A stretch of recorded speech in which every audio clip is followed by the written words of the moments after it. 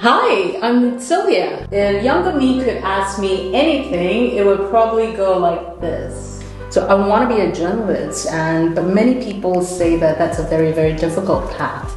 It is tough, but that love for stories is what drew me to journalism. I started at the bottom at CNBC as a news assistant. I thought it was all about writing, but it turns out that the real skill is really about knowing what makes a good story. I took that with me when I left to start my own company. Wait, you started your own thing? I mean, how do you even go from pitching stories at CNBC to running your own business?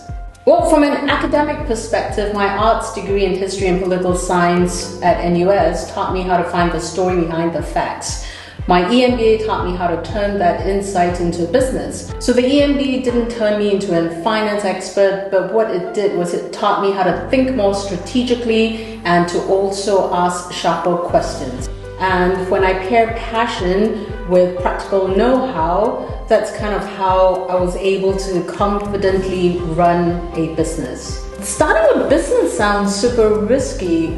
Were you not scared? I'm sure I was terrified, but fear has never been a good reason or a great reason to say no to something, you know? Someone I respected once told me that 95% of people who start businesses fail. And I remember thinking to myself, but what makes you think that I'm not going to be the 5%, the 5% that succeeds? You really don't need all the answers to start. You just need to know your next step and take it one step at a time.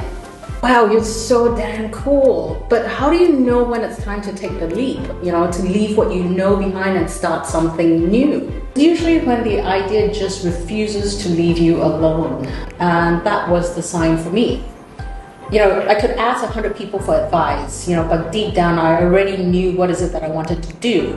It's that quiet, persistent voice in your head that just wouldn't let go. And eventually I realized I really didn't need anyone's permission. I just had to trust that I could do it and just take the first step. Everyone obsesses over success, but how do you handle failure? Failure isn't just part of the process, it's actually necessary. Why? The only real failure is not learning from it. Why does it feel like you're saying we should expect to fail?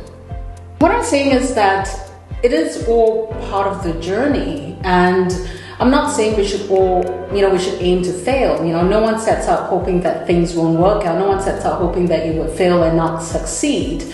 But what I'm saying is if you hit a roadblock, if you fail in something that you choose to do, the key is to get back up and keep moving, take in the lesson and do a better job next time.